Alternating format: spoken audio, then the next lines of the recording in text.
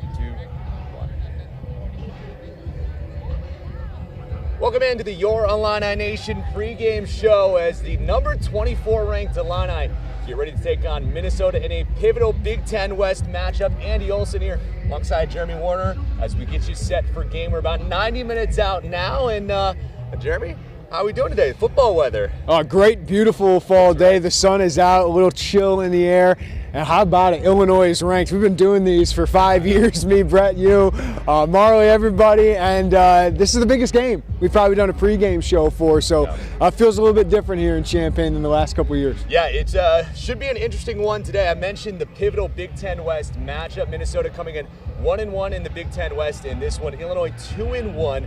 Their only loss so far coming against Indiana, so a non-divisional opponent, 2-0 against the guys that you got to play every year. But let's start with the quick hitters and the big one this morning. Of course, Devito, who left the game last week against Iowa with an ankle injury in the first quarter, will play today. And Jeremy, your initial thoughts to that, because it was not certain until today when they announced it. Pregame did a good job of hiding this from us this week, but we do know he practiced all week, so that means that ankle is held up. It sounds like he wanted to come back into the game last week, but there was just a pain threshold that Illinois wasn't too comfortable with.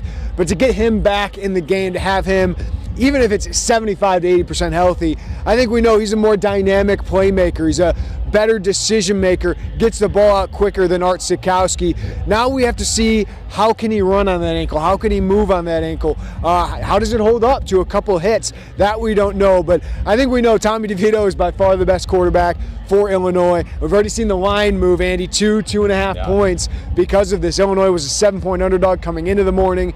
After that Devito news, I've seen 4.5, 5 points right now in Minnesota's favor. So just huge, because you feel like now you have a passing attack that can compete against Minnesota, can help the rushing attack, but also you just have a leader that you believe in, I think.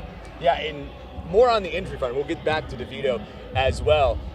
Other players who left that game against the Hawkeyes injured as well: Isaiah Williams, Taz Nicholson, Isaac Darkangelo should be back in this one as well. And while they're not the QB, those are huge position players that you need back. Yeah, because you would have had to rely on Hank Beatty, who, listen, we all love what he is bringing and showing early on in his career. But Isaiah Williams, despite a bad week last week, that's the worst game he's had in his career, we've seen what he can do. He's a dynamic playmaker that you put him along with Brian Hightower, along with Pat Bryant. This passing attack has some juice, especially with Devito. Imagine a game where you don't have Devito and Isaiah Williams in it. Now Minnesota has to respect the passing game. Taz Nicholson has played really good football. Terrell Jennings came in and played pretty well last week, but Taz Nicholson has been the better cornerback. And I think Isaac Darkangelo has been Illinois' best linebacker throughout most of the season. Tariq Barnes has been very good, but Darkangelo is a phenomenal blitzer, probably the fastest linebacker that they have. The one injury we do know, Caleb Griffin is out for today, so Fabrizio Pintone, the reigning Big Ten Special Teams Player of the Week, will be kicking today, at least on field goals. Will McManus on kickoffs. But Josh McCray is another injury. Sounds like he will not play. He is warming up, so maybe there could be a change before game time. But the expectation is he will not play in this game. Yeah, it should be an interesting one to watch, especially with the kicker position. And what a start for Pinton. I mean, that's a perfect, start to your career there. One more quick hitter, and we're going to look at the Gophers here. Mo Ibrahim, who is really the heart and soul of this Minnesota offense, misses the game. Their most recent game, they're coming off a bye week, was 2 weeks ago against Purdue, and it's the one loss that Minnesota has on the season so far. He will play today as well. Like I already said, Jeremy, heart and soul of this team. Yep. It's going to be really important to Illinois to key on him. Yeah, I think we saw against Purdue, he's by far their best player. Illinois shut down this Minnesota offense for the most part last year. That was a different offense coordinator, and Mo Ibrahim was not in that game. But I think what you feel good about with Illinois, even going against one of the best running backs in the country, is a couple weeks ago you shut down one of the best running backs in the country at Wisconsin. Yeah. So Illinois, over the last 5 games, Andy, has only allowed 211 rushing yards and about 143 attempts. So what they're doing defensively is insane. This would be the best defense by far that Mo Ibrahim has played. Colorado's a bad football team. Michigan State is a bad football team right now. Purdue was able to bottle them up running the ball, even though it was without Ibrahim. Trey Potts was playing in that game. Some other running backs who were pretty good. So I think that bodes well for Illinois. But Ibrahim, certainly, they are a far better football team when he's available. Let's talk about the defense is first, I think, is what we'll go with. Illinois coming in the number 1 scoring defense in the nation, not just the Big Ten. Minnesota, not bad either. Number 2 scoring defense in the nation. Their number 1 team defense. Illinois, number 2 team defense. So 2 of the top defenses in the nation. The total in this one, I believe, is sitting right at 39.5.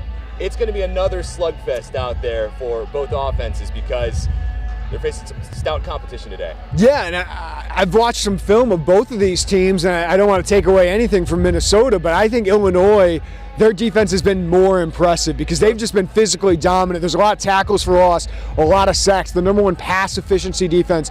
Minnesota and Joe Rossi, who took over after Illinois and Lovie Smith put up 55 points against them in 2018. Rob Smith got fired. Joe Rossi's taken over. They've been a very good, sound defense ever since then. I do think Illinois' rushing attack is the best Minnesota has faced so far this season, but it's a very sound group, doesn't make a lot of mistakes. I think Illinois' defense has been more dominant. I think they have more talent on their defense because Minnesota's defense, I don't know how many draft picks are on that side. I think Illinois might have a handful on that side, especially as you project forward, guys like Gabe Akis. But Devin Witherspoon, one of the best cover corners in the country. Minnesota doesn't have quite the receivers they've had in recent years, but the key will be bottling up Mo Ibrahim. Illinois has done that extremely well. And this is a game where, again, they just have to win in the trenches. And the fact that they've done that, Andy, against Iowa, against Wisconsin, I think that bodes pretty well going into today. God, it's going to be such a fun matchup today. Yeah. You know, I've been giddy all morning thinking about it. I know a lot of Illini fans have. I don't know if you, I mean, I'm sure you saw it as you walked in. A lot of orange and blue out there. I think this one should be a highly attended game. And I just think, sorry to interrupt, but I think having Tommy DeVito healthy, it means these 2 teams are basically looking into a mirror. They have 2 of the best running backs in the country, 2 of the better offensive lines in the Big Ten, 2 older quarterbacks, 24 years old, I think both of them are, that make good decisions, and then 2 of the most dominant defenses in the country. It's like these 2 teams are looking in the mirror. Last week I thought Purdue-Maryland was kind of 2 teams looking in the mirror. It was a phenomenal game, 31-29. I think we're going to see something similar today. Oh, it's going to be a fun one. I'm excited. Let's talk more about that defense. Johnny Newton leading Illinois in tackles this year. Jeremy, that's not often that a defensive tackle is leading your team in tackles, but it goes to show that, you know, what you're saying, 100% correct, that just that front 4 has been able to bottle everybody they've played this year. So that battle between Ibrahim and Newton, Randolph, Avery, Edwards was getting in there last week. I think that's going to be at least where my eyes are going to go every play. That's where the game's going to be won. It's where the game has been won each of the last 2 weeks. We might look at Chase Brown's numbers. We might look at Tommy DeVito or Matt Bailey's interception. All that happens from what happens up front. And in the last couple of weeks, Illinois has been the dominant team up front. And I think one of the premier matchups we're going to see today is John Michael Schmitz, the potentially All-American center of Minnesota, a kid from Homewood Flossmoor, going up against Calvin Avery at nose guard. I think that's going to be a phenomenal matchup that Illinois needs to win. When it comes to Johnny Newton and Keith Randolph, you said it, 2 of the top 3 leading tacklers on this team. That's rare for defensive line. And while sometimes you hate when your safety is the leading tackler because it means things aren't happening up front, when 2 of your top 3 tacklers are defensive linemen, that's just a lot of good things are happening up front because they're shedding blockers, they're getting disruption, and they're making plays behind the line of scrimmage. Those guys are playing like they're going to be in the NFL next year. Well, if you were wondering about the uniform matchup, we see that the Snow Troop uniforms out for Minnesota today behind us. I believe Illinois going with the orange, blue, orange as normal at home. Talking about a different level of the defense here, linebacker play I felt like was a lot better last week against Iowa for Illinois. And maybe it was the one part of the defense that was a little slow to begin the year, but Tariq Barnes I felt like had his best game against the Hawkeyes.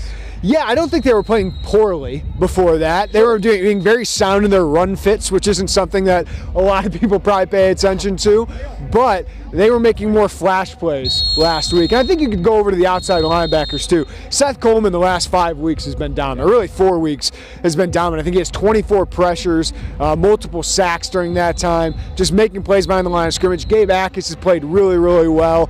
But yes, Isaac Darkangelo, I even thought Kenana Odaluga, who comes in kind of in these pass rush situations, has been really disruptive. But Tariq Barnes had one of the best games of any Illini last week. So to see those guys get in on the action possession, while the secondary and defensive lines made most of the flash plays. I think that's a sign of a very confident defense and one that's clicking on all cylinders right now. And Terrell Jennings, as a replacement for Taz Nicholson, came in and did a really good job as well in that one. Illinois defense still holding opponents to no touchdowns here at Memorial Stadium. I think that will be harder to do today against Minnesota, but it is something that I'm sure we will get to when we get to our predictions portion of the pregame show a little bit later. Talking about what this game means for this season, Jeremy. Like I said, 2 wins against division opponents so far for the Illini, Wisconsin, and Iowa. You hadn't beaten those two in the same season since 1989. Now you got your toughest opponent, I will say, so far in Minnesota, a team that looked to be the clear favorite in the West until they had a stumble against Purdue without their top player, and still should be, I look at as one of the favorites in the division. Yeah, you could look at this game kind of as a Big Ten West or Big Ten championship quarterfinal almost, right? Because I think if you have wins over Minnesota and Purdue, you can go 6-3 and win the Big Ten West, right? Yeah. This game basically counts for 2 because you not only would beat Minnesota and get another game up on them in the win column in the Big Ten, but you'd have the head-to-head tiebreaker. And if this is a head-to-head decision at the end of the game where you have the same record at the end of the season, Illinois would win that. So if you beat Purdue and Minnesota this season, I think you have a great chance to win the Big Ten or go to the Big Ten championship game. So I kind of look at this as kind of a quarterfinal matchup because I don't think Nebraska's going to be it at the end. Iowa and Wisconsin, I still think have something to say in this Big Ten West. Maybe not them winning it, but Minnesota's still got to play those 2 teams, and those 2 teams aren't going to be easy, in my opinion, for them. Purdue has one up right now on Minnesota, and they got the big game against Illinois coming up in a few weeks. So for Illinois, give a 2-game cushion over Minnesota. So this is a monstrous game in the Big Ten West race. If they lose it, doesn't mean they can't win it, but your margin for error, Andy, becomes much smaller. And if it comes down to you and Minnesota, obviously Minnesota would have the advantage. Yeah, like you said, the margin for error is much slimmer there because Minnesota still has to play Wisconsin, Iowa, like you said, and those ones, no matter what, it's going to be tough there. But think of it, I mean, if Illinois wins this game, they're the Big Ten West favorite. Yeah, it's them and Purdue moving forward, and you're kind of watching that matchup. And unless both those teams stumble down the stretch, I don't think any other team really has a chance in it. Mid-October, Illinois wins today. It's no longer a dream to play in the Big Ten championship. Like, you can actually think Illinois is one of the favorites to play in the Big Ten championship game. Yeah, if it goes that way and Illinois wins today, Minnesota would have 2 losses. Wisconsin has 2 losses in the Big Ten already. Iowa has 2 losses in the Big Ten already. It's like the normal favorites already have these 2 losses on their schedule, and they still have to play a lot of tough teams, whereas Illinois and Purdue, if it goes, Illinois wins today, they go to 3-1. That game here in Champaign becomes so important down the stretch, and it's going to be, I can't even think about it right now. That's going to be pretty amazing. It's just an amazing thing of what Brett Bielema's done, but you got to take care of business in this one, which is not easy because Minnesota, like Illinois, is one of the best all-around teams. They're good offensively. They're good, great defensively.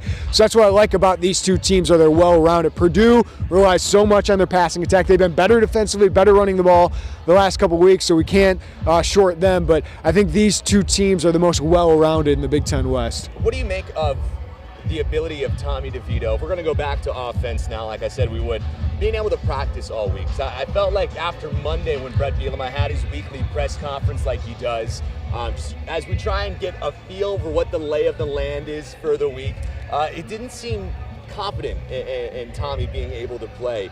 And at that point, I think we all thought that if Art Sitkowski gets a week in this offense, then they would be better prepared than when he had to be thrown in there against Iowa. But apparently that was not happening behind closed doors, and him being able to practice, I think, is going to mean a lot for this game. Yeah, I don't know if Brett knew what was going to happen on Monday. I'm sure they had some good signs from the trainers after the game and coming into the week, but then you got to see how he handles practice. Now, he wasn't hit in practice. I'm sure they were cautious a little bit from what I understood, I was told he practiced all week. So that's a good sign that coming into game day, they feel like he's good to go to call it 2.5 hours before the game. They didn't have to bring him out here, test him, see how he was. So I think that's a very good sign that Tommy Devito is maybe not at full strength, because very few players are, but near full strength. And they have the confidence that he can hold up and not put him at long-term risk, right? Because you need Tommy DeVito for the entire season to get to the Big Ten championship game.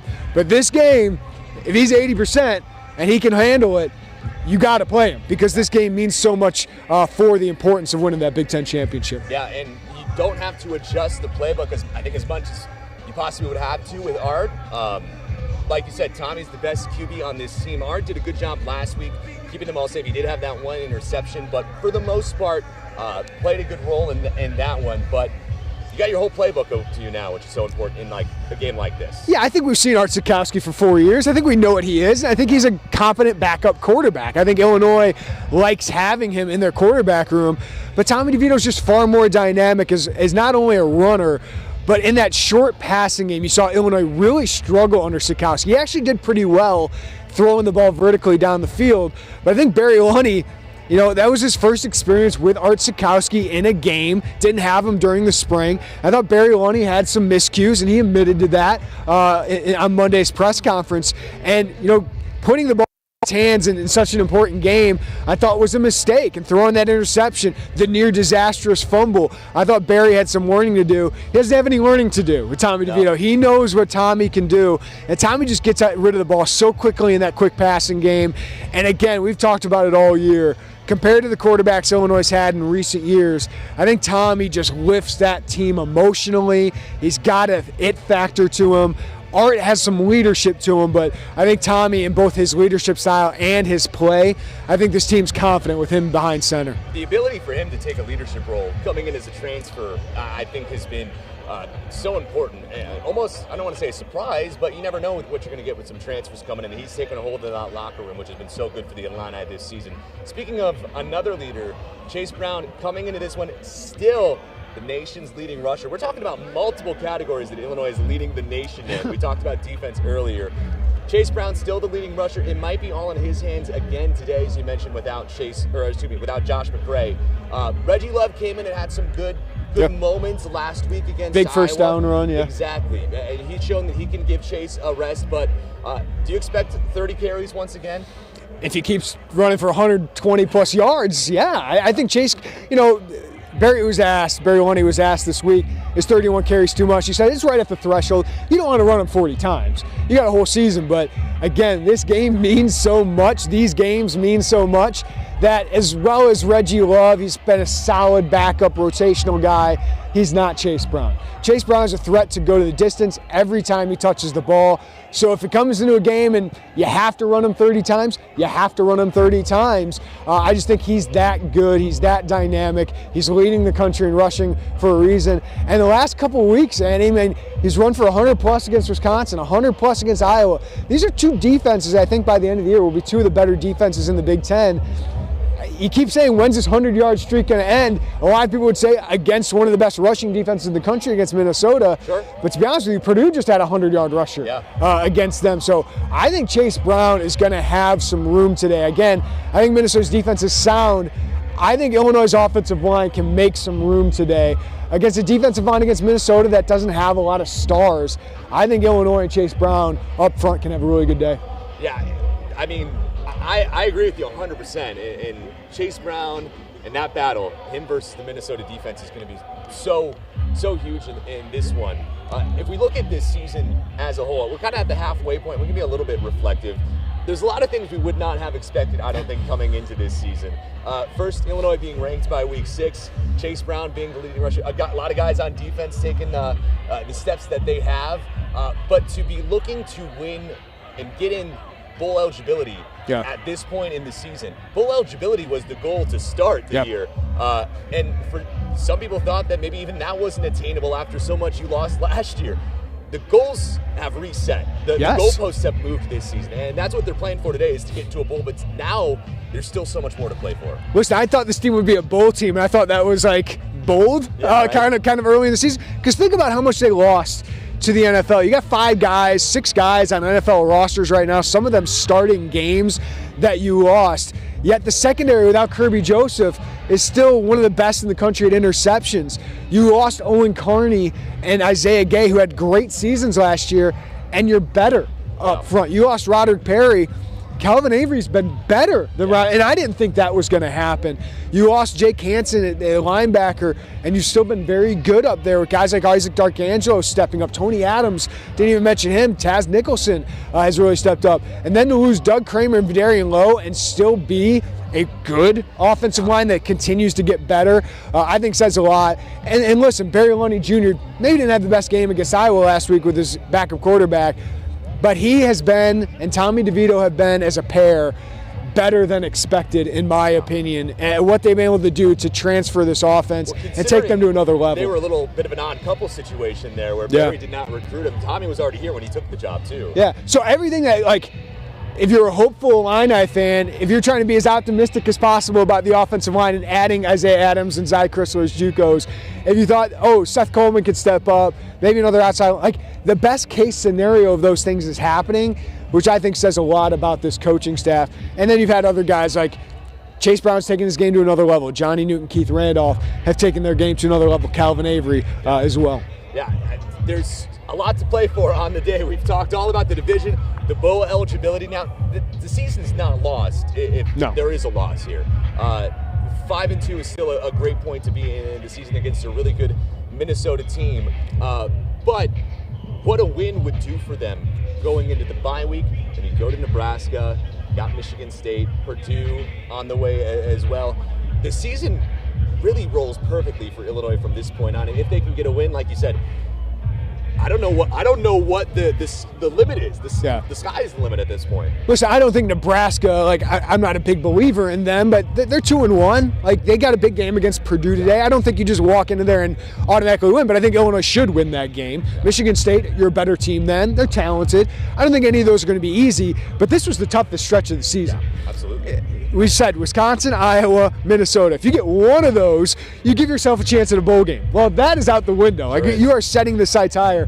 Like a Citrus Bowl representative is here for the second straight week. That's one of the best bowl games for the Big Ten. Like Illinois is in the mix for those things. If they lose this week, it doesn't mean the season's over, but maybe your expectations change of they got some work to do to get back into the Big Ten West hunt. But no matter what, like if you got out of this with 2 wins, you'd feel pretty good about where this program is going. But yeah, if you win this game, there's so much more in front of you with a winnable part of your schedule. And then you're thinking, man, those next 3 games, if you can get out of with 2 wins or 3 wins and continue this winning streak, you're going into Michigan and in Ann Arbor in late November with a ton to play for, potentially for a top 15 rank, top 10 ranking at that point. Those are things that would be on the line. So again, getting ahead of ourselves, but those are the things that get on the table when you keep winning Big Ten games. We're allowed to get ahead of ourselves. The team, as long as they stay focused on this game, they won't get ahead of themselves, but we're allowed to talk about that a little bit. All right, we're getting towards the end here. We're about an hour away from kickoff now, so Jeremy, we'll get your final thoughts on this one, which should be a great defensive slugfest, and there's so much to play for both teams here. Yeah, do you want me to give prediction or prediction time? You can get your prediction in there as well. Yeah, so I just think this is a fun matchup, real fun matchup. I'm happy Tommy DeVito is healthy. I'm happy Mo Ibrahim is healthy because we really get the 2 senses of these teams that one team isn't going to win the Big Ten West because one of the best players was out of the game. So I'm really happy about that. But I've gone back and forth. Like our Minnesota publisher asked me, what's your score prediction? I gave him 2 based on if Tommy DeVito was out or if Tommy DeVito was in. And then towards the end of the week, making my prediction for the site, it felt like one of Tommy DeVito or Josh McCray would play. And after watching Minnesota a little bit more, I think Illinois is going to win the battle of the trenches. So it's going to come down to probably turnovers. Which quarterback plays better, Tommy DeVito or Tanner Morgan? I think Illinois is the better football team. I think they are the more talented football team. And while Minnesota's been really good, I think Illinois is just on a heater right now. So I feel good about them in front of a lively home crowd today. I'm going to go Illinois 20, Minnesota 13. Oh, I'm really close to your prediction, the one that I had in my head, because you bring up so many good points about this game's completely different if Tommy Devito doesn't play. Yeah. I feel like you got a 13 in there, so you think the touchdown-less streak is going to Listen, end? it should have ended last week against Iowa, but Seth Coleman made a great play, broke up, got Tanner Morgan to throw, and they had a running back wide open. It's probably going to break at some point. I just think Minnesota's a really well-rounded team. I think they'll get in the end zone at some point. And you mentioned the turnover battle, too. Illinois lost the turnover battle last week and still somehow came away with that one. But I do think that'll be the same case today. I agree with you 100% on everything that you said. I'm going to go 20-16, though. I think it's going to be close. Illinois, 20 feels right for me. I think it's going to be a close one. A lot of field goals. Maybe Minnesota doesn't finish as many drives as they want to. So, right, the battle in the trenches is going to be where this game is won, and Illinois has the advantage there, I think, over Minnesota. Just a slight one. Minnesota's still so good, but Illinois has all the momentum. They're playing in front of the homecoming crowd. I didn't even mention that it's homecoming yet. Right? that brings everything to a whole new level. You got so many alumni coming back to this game as well. Maybe the best attendance of the season. I would imagine it's better than last week. I would think so. Over 50K maybe? I don't know about 50K, but I do think this should be a better crowd than last week. I mean, there were less people here at 8 a.m. compared to 4 p.m. last week, and maybe that gets a couple people. But it's a beautiful day. You got a ranked team. It's homecoming. I know people had tickets for this anyway, and they've been pushing tickets all week with some deals. So I think they'll have more than the 44-9 they had last week. It's going to be loud in here, and I'm excited to see what it's like at kickoff. Jeremy, like I said, 60 minutes until kickoff. Is there anything that people can find on the Illini Inquirer to spend some time before this game gets started? Yeah, plenty of updates, live updates going on at the site right now. You can see our preview and picks, our overs and unders for this game. And, man, we got some basketball we can get to next week because off week. We've had so much basketball media days here recently. We can finally start getting to that as we take a break from what has been a grind of a football season so far, but certainly exciting given what Illinois football has been able to do. Yeah, to be a nice time to take a break as well. Brett Bielema did a good job spacing out these bye weeks. This is the fireworks that signals 60 minutes to go for the fans outside. You can also find more from the game tonight on WCIA. 6:00 get highlights in my story from the game as well as after the game. Brett Bielema's full post-game press conference wherever you're watching this right now, Twitter, Facebook, we YouTube, take great pride in serving our state, our nation, and the world through the education we offer our students and alumni. Podcast. Listen to their podcast as well. Jeremy Werner and Joey Wagner. Every official review during today's game you got tons is of presented by options Health Alliance, covering this the game from official all health sides insurance all provider day. fighting We Illini appreciate you athletics. spending your time before the game with us. I got to go outside and check out that stage for Big Ten Network. It looks like it's popping outside. So for Jeremy, I'm Andy. Thanks for joining us. Enjoy the game, and we will see you after the game as well.